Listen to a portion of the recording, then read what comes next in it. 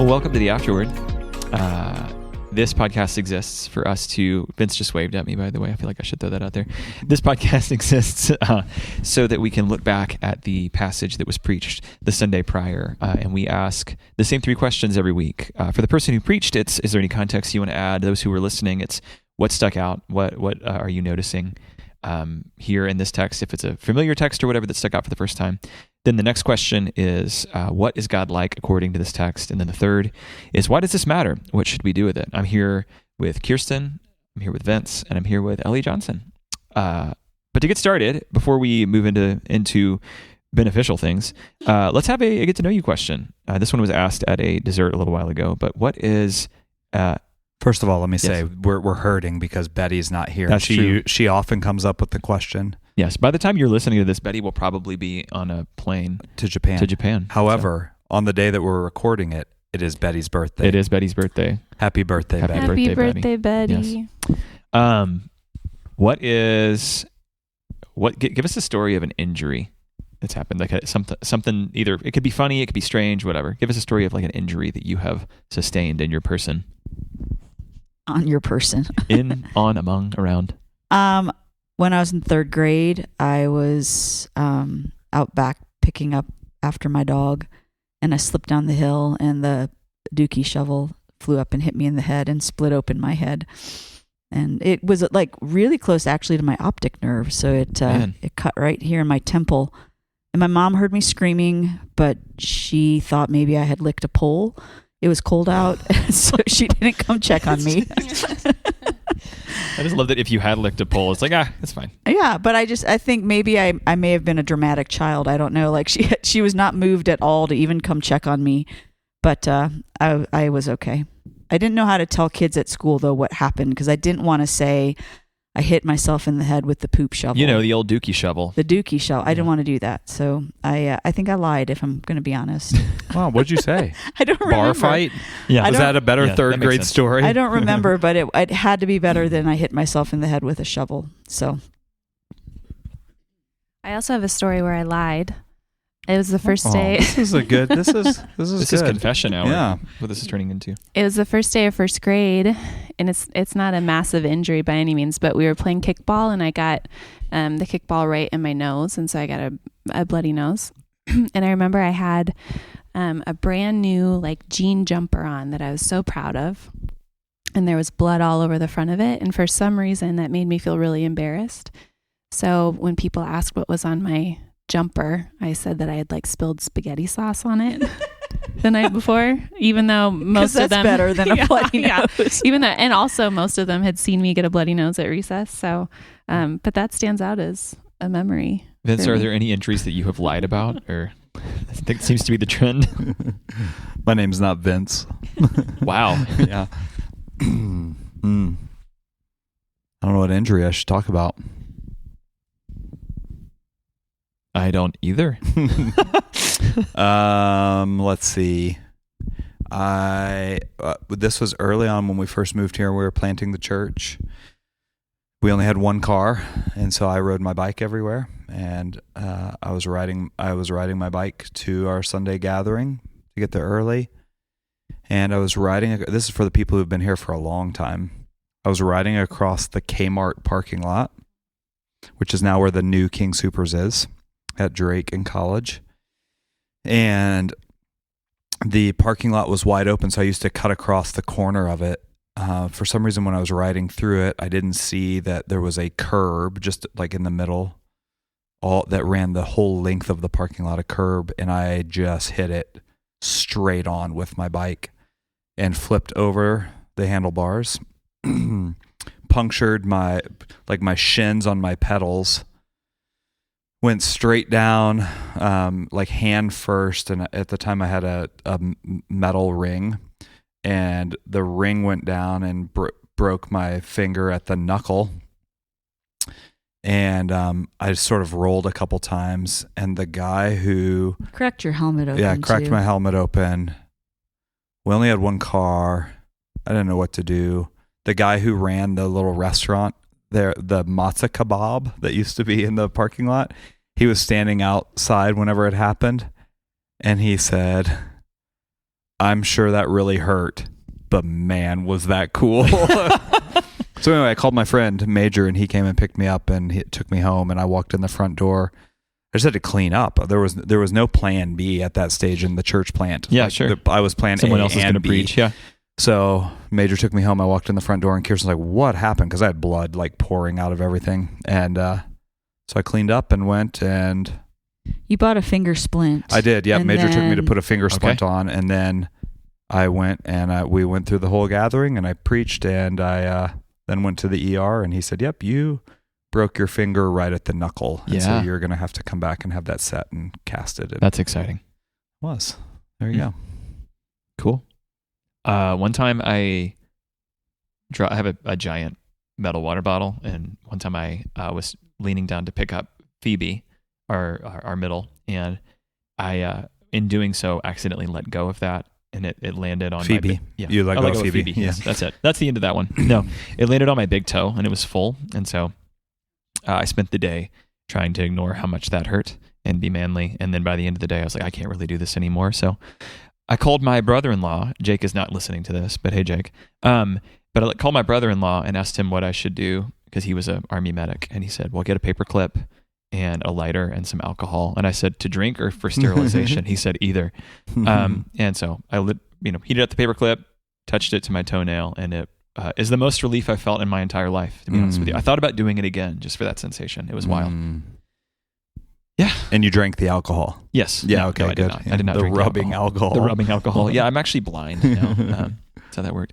Hey, Vince, speaking of this, What? and, speaking of segues, hey, could you give us like a one sentence overview of what happened in the text yesterday? We were in Luke 5:1-11. I guess should I read it first? Hey, you're leading this. I guess you're right. All right, let me read it first. It's 11 verses. Luke 5, starting in verse 1, says, "On one occasion, while the crowd was pressing in on him to hear the word of God, he was standing by the lake of Gennesaret, and he saw 2 boats by the lake, but the fishermen had gone out of them and were washing their nets. Getting into one of the boats, which was Simon's, he asked him to put out a little from the land. And he sat down and taught people from the boat. And when he had finished speaking, he said to Simon, 'Put out into the deep and let down your nets for a catch.' And Simon answered, 'Master, we toiled all night and took nothing, but at your word I will let down the nets.' And when they had done this, they enclosed a large number of fish, and their nets were breaking. They signaled to their partners in the other boat to come and help them, and they came and filled both the boats, so that they began to sink. But when Peter saw this, he fell down at Jesus' knees, saying, 'Depart from me, for I am a sinful man, O Lord.' For he and all who were with him were astonished at the catch of fish that they had taken. And so also were James and John, sons of Zebedee, who were partners with Simon. And Jesus said to Simon, 'Do not be afraid. From now on you will be catching men.' And when they had brought their boats to land, they left everything and followed him." So give us like a 1 or 2 sentence recap of what happened here. Yeah. Big picture. There was a lot of coughing. There was. If you listen to the podcast, that's edited out. Yeah, But okay, yeah. good. There's just a lot of blank spaces of me apologizing. I put in hold music instead. Right. Yeah. Big picture is Jesus is calling his disciples, his first disciples, and by extension, I think that message goes to any of his followers. But he's calling them to be on mission with him. And one of the main things that I pointed out was that it's all in plural. While he's talking to Peter, it's all in plural, and so it's he has something for each of his followers to be about on his mission, and that's what he is put out in front of us in this chapter. The end. Very cool. Is there anywhere that, I guess, for you, Vince, anywhere that you kind of wish you could have like gone? I know there's infinite number of ways to kind of come at the text. And for you two, Kirsten, Ellie, is there anything that stuck out yesterday in the hearing of this and in the way that it was approached that hadn't occurred to you before, or that really has stuck with you? I think the thing that stuck with me is verse 11. When they had brought their boats to land, they left everything and followed him.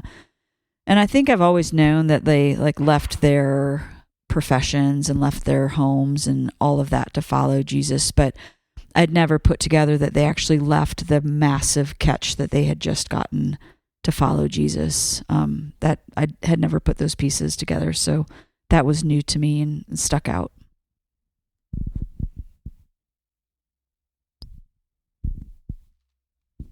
As I was rereading it this morning, verse 5 is what stuck out to me, where Jesus, tells them to put out their nets, and Simon says, "Master, we toiled all night and took nothing." But then he says, "But at your word, I will let down the nets." And the "but at your word" stuck out to me as just trust and obedience pretty immediately. Yeah, I think the thing that's interesting to me as I think about this whole passage is that, in the other gospel accounts, there's this pretty clear call from Jesus. I'm choosing you, come follow me, I'm choosing you. And there's not any of that in this passage. And instead, what we see is a group of people sort of doing their normal thing, and Jesus doing something extraordinary that astonishes them to the point where they must be with him. And I think that stood out to me in a convicting kind of way of like, is it that I'm not seeing the amazing things that Jesus is currently doing, or is it that I'm just not amazed by the things that Jesus is doing? What is it about my posture in front of Jesus that just puts me in this place of like, I don't know, when I've got some time or when it works out, I'll follow what he's calling me to do. I think that's the thing that stood out for me. I think too, along those lines, we were walking and talking on Saturday night maybe about this passage, and I think something that struck me was that the fishermen were just doing what they always did. They were just being obedient and diligent in the work of their hands, and that's when Jesus really showed up and redirected them. And so I think what stood out to me with that is that we're often looking for Jesus to show up in some big way or create space or whatever it is. And really they were just being faithful to what God had put before them. And so I think a lot of the times that's actually where Jesus ends up showing up, is in the midst of the monotony and faithfulness of life. Yeah, I think that's true. I also, this is really silly. Jesus must have really been good at projecting, and because he's sitting on a boat and there's a crowd, and I think of other times where he's talking and people are able to understand him. I'm not sure the exact mechanism of that, but he probably wasn't coughing, I guess is my That's point. the problem. That's the problem. He wasn't coughing. He didn't have some sort of he didn't have that respiratory bronchitis. infection. Yeah. That's one of like 1 bajillion things that are different about Jesus and me. Yeah. There's only a few others that's what this podcast is about. Let's name all the differences between. No, I do think it's interesting though, because this is not our first encounter with Simon Peter. But you do see here, there's almost like more of a commissioning here. Like Peter had been around Jesus, had invited Jesus into his home before. But there's something about, for some reason, at this moment, in the moment of Jesus, of Simon being at his profession, is when Jesus chooses to intervene. And I don't know what to do with that. It's just interesting. Like there was an openness there before. He recognized Jesus' authority before. He saw Jesus heal his mother-in-law and get up and begin to serve. And it's almost like that wasn't quite enough to like have him drop everything. But seeing this, something about experiencing this, again, probably more fish than he'd ever caught in his entire life, realizing like to him to a point, what you touched on, like, this is the catch of a lifetime. It's like, here's someone who can provide in ways that I cannot. Someone who has authority in like over things that I thought I was authoritatively good at that I am not. I need to leave everything and go. There's something cool there. Again, like he's going from, this is reading too much into the text, so he's going from like a familiarity with Jesus into a like, here's a kind of a surrender and I'm going to follow. But there's an aspect of that that's interesting to me. I wonder how much of that is, I don't know, again, this reading in or speculation, but I wonder if the difference between the healing and this is that while the healing was miraculous and spectacular, extraordinary, it didn't catch the I don't know. What would the call have been there? From Jesus. It wasn't like touching Peter specifically. Your mother-in-law has been healed. Leave her and come follow me. But this was like, I almost wonder if it was a test from Jesus of, look at what the world has to offer. Are you willing to leave that to come and follow me? Yeah, that was a cool angle I had never considered yesterday. And just thinking through, like, again, this was probably enough to provide things for all three of them that they hadn't thought of before. More fish than they'd ever seen, for sure. Their ships were sinking. They were unprepared for the amount of fish that were there. But they made a choice to leave that and go. I think that's pretty amazing. Well, I think that wording is fascinating too. In verse 11, they and when they had brought their boats to land, they left everything and followed him. Yeah. So they didn't. It wasn't even a like, let's figure out what we have here. They just knew there's a lot here, and even that is not worth as much as following Jesus. Yeah. I wonder too if Jesus met them in the place that was probably that encompassed much of their identity. That they were fishermen, and Jesus met them in that, and there's got to be meaning there. Just simply that he goes on to say that from now on you'll be fishing for live men. But I don't know. I think there was a piece of it that has to be identity there, and that they were able to actually realize, oh wait, my identity is not just in being a fisherman, but it's going to be a follower of Christ. I think we see some of the same kinds of responses from Peter throughout the gospel accounts where, he's often the first one to speak up. He's often the first one to, at times, put his foot in his mouth. And even here, I think we see these similar kinds of things whenever he responds.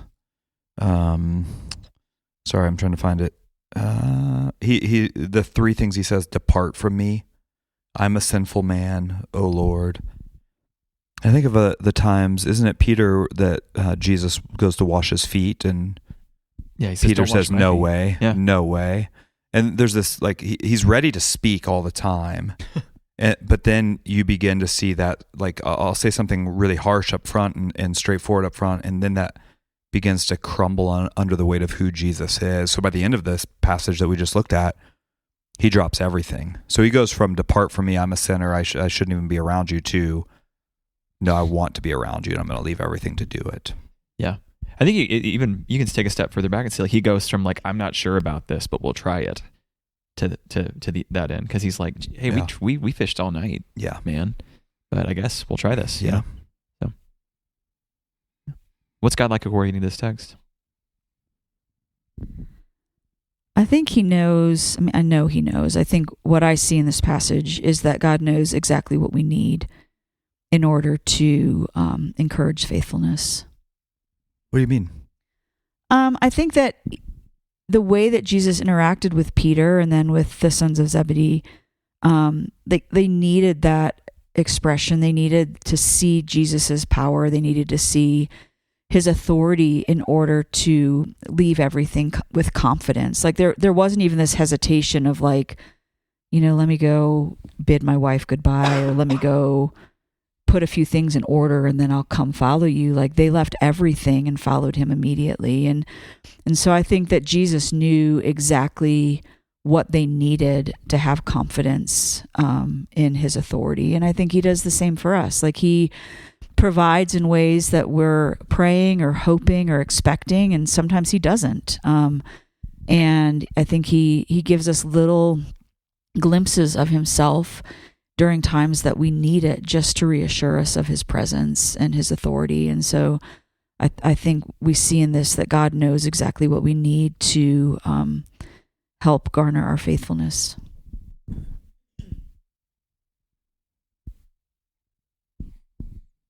I think we see, God being gracious to include us in his mission here. That was like kind of, last, in the end of Luke 4, it was Jesus having authority is what was pointed to. And here there's an invitation to join. Join, which is strange. It's mysterious, but like, because God, you think of God being sovereign and being in control of all things. He could snap his fingers and take care of whatever, but he's chosen plan A to involve us, which is wild. Yeah. As great as Betty is, and as amazing as I think she'll do with the gifts that God's given her, Jesus could snap his fingers and call all people of Japan to himself. Sure. He doesn't need Betty, and still he chooses to use those kinds of means. Yeah. It's fascinating. I feel like he's like gracious in giving us purpose in that, like thinking back to these fishermen's identity, and Jesus calls them to something better. But there's something about him meeting them in their place of probably pride and like who they are, but he's calling them to something much better. And I feel like that's so kind, and it's also challenging. Like, I'm sure there was humility that Simon Peter experienced in that. Like, hey, I'm good at this, and we've been fishing all night, but just like just Jesus's power on display and calling them into that is cool.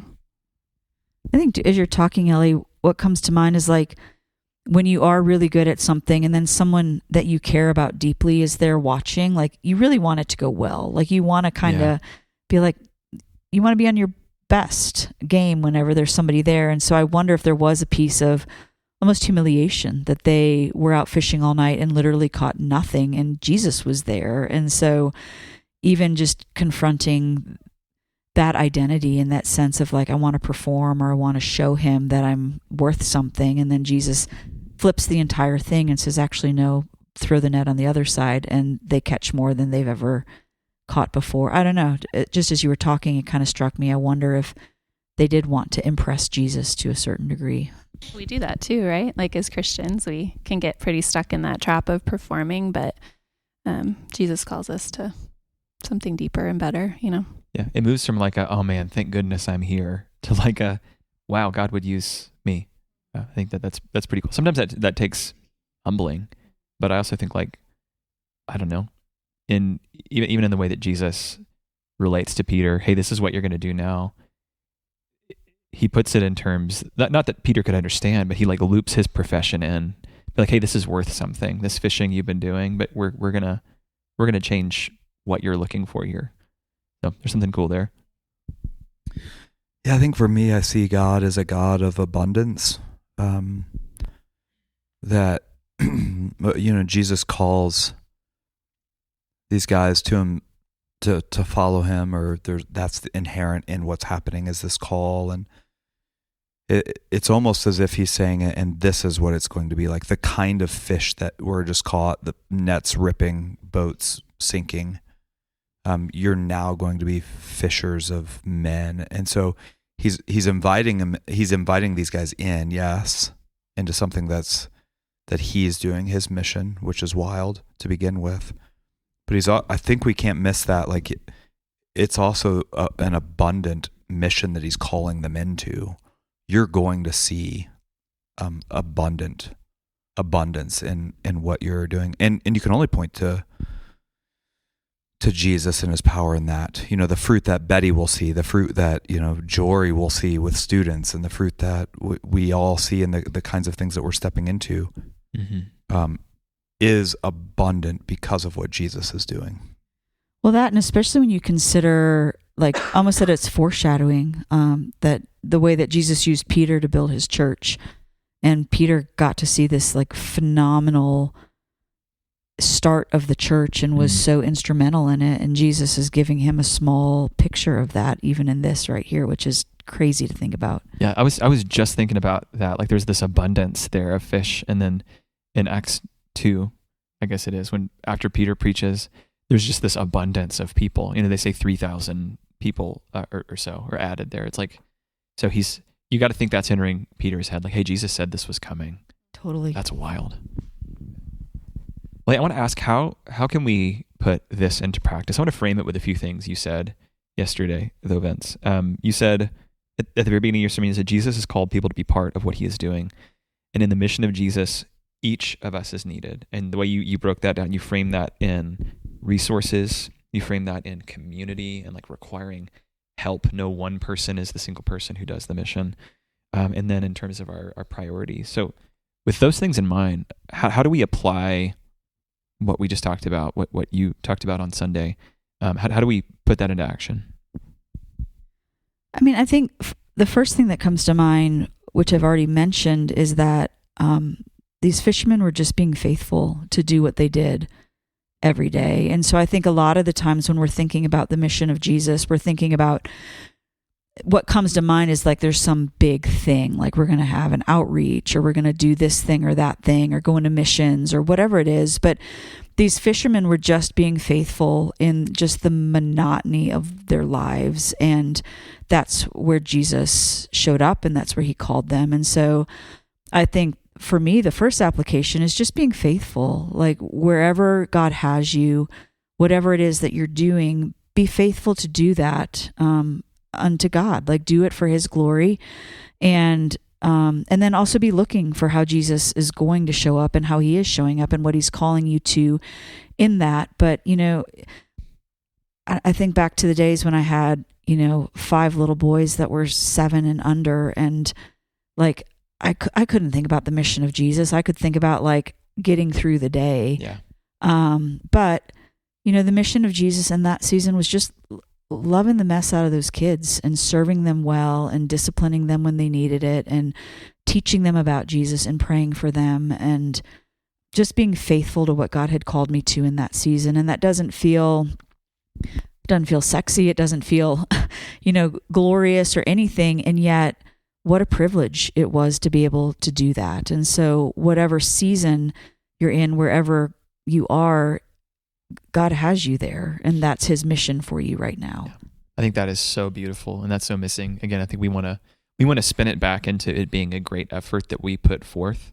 But yeah, like something about just the daily faithfulness and offering what you have and what you can in your station of life right now. Like that's where Jesus works. That's where Jesus meets, and it's beautiful, and there's fruit to be born there. Yeah, and it's not just about missions. It's not, I think that's what we often think, like Jesus has called me to something great, and it's some big evangelistic effort often is what we consider, but the mundane being with 5 small children is the mission of Jesus for your place in life in that moment. And we could talk through 1,000 different things that is, right?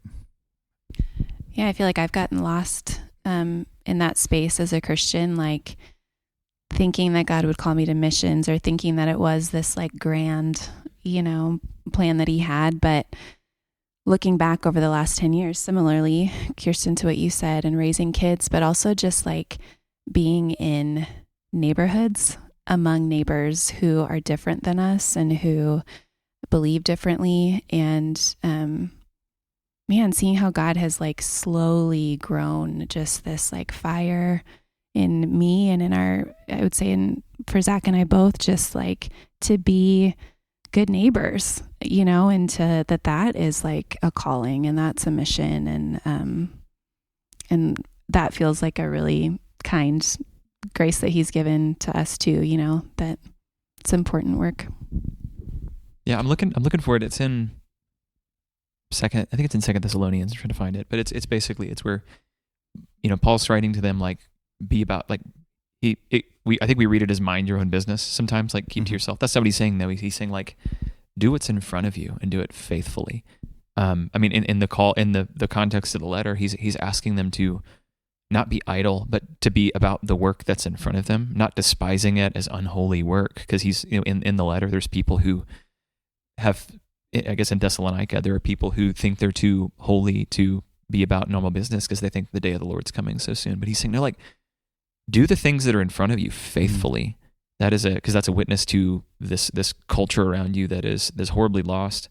But also like that, this is what God has for you is what's right in front of you. It doesn't have to be this huge, holy, giant effort, like you said, evangelistic type thing. It can be folding laundry for the 17th time. Kinsey was talking to one of our old neighbors, that she was like sweeping our front porch, and he said, like the leaves are just going to fall tomorrow, and And she said, that's my entire life right now. My kids always need to eat again. The diapers always need to be changed. The kitchen's got to be clean. But like, there's something, what Paul says, and I think what Jesus offers here is like, there's something beautiful in that mundane. There's something like meaningful there. Yeah. And he works through it and works in it. And I think the thing that stands out for me in terms of like, what do we do? How do we put feet to this is I think a lot about, Peter and Luke is sure to mention that all were astonished at the catch of fish that they had taken, verse 10, and so also were James and John, sons of Zebedee, who were partners with Simon. And I think the thing that hits me is we often think that we're going to be called to something. And we often, I think, if you're not here, you can tell me this, but I think we often see that as an individual calling, like, oh, I'll be called to this, or I'm the one who's called. But we're called to these things in the context of the people around us. And or if you're not, I think a way to think about this is, let's say you have a heart for your neighbors or somebody in your life, to gather with some other people and say, hey, would you join me in praying for my neighbors? And also, I'd love for you to meet my neighbors and for them to meet you. And so it becomes a partnership together of what Jesus could be doing in the context of community, in the context of people around us. Yeah, when our boys were little, we used to have note cards on the table, and every night we would pray for a neighbor and we'd pray for a missionary. And our boys grew a real love, especially when we lived in North Dakota. They grew a real love for, we had a single guy that lived next door to us. His name was Sean. And Sean would pull into his driveway, get out of his truck, go into his house, and then you wouldn't see him till the next morning when he came out to his truck to go to work. And that was it. And so we would pray for him every week as a family. And so, and then it got to the point that the boys would stand at the window and watch for him to get home and say, Dad, Sean's home. So then Vince would run outside and try to, engage with him and talk with him. And we ended up building a relationship with him, but just thinking along the lines of like joining in with people, like do that with your kids, like loop your kids into praying for your neighbors and praying for the people that are around you, because I think it does stir in your kids just an awareness about the world out there that's lost. And it doesn't have to be something profound like inviting friends over from church and then getting them to meet your neighbors. It can be something as simple as joining in with the family that God has given you, no matter how old they are. I mean, our kids in North Dakota were like 5, 3, and 1, and yet they were still so excited to see that Sean pulled in the driveway so that Dad could run out and go talk to him. Yeah, I think that's beautiful. I think there's something there about like the need for help and the need for this to be a community thing. We're not, the lone hero in the story here. Jesus is the hero, and we're the community that's about Jesus. And I think that's where, that's how the world's changed. I think it's wild. I said something earlier, but like God's plan A was for reaching the world was the church, which doesn't make sense to me. It's not how I would do it, but there's something there in the giftings that each of us have and in the way that it works. Any final words, y'all? Long exhale from Vince. Go fishing. Go fishing. Well, we're continuing in Luke chapter 5 next week. We encourage you to read ahead and through 26. Through 26. I mean, you can read all of chapter 5. I won't complain. No. Never mind. Yeah. Don't. You heard it here. Don't ruin it. Don't read your Bible. Spoiler alert. Anyway, we'll see you hopefully Sunday. Adios.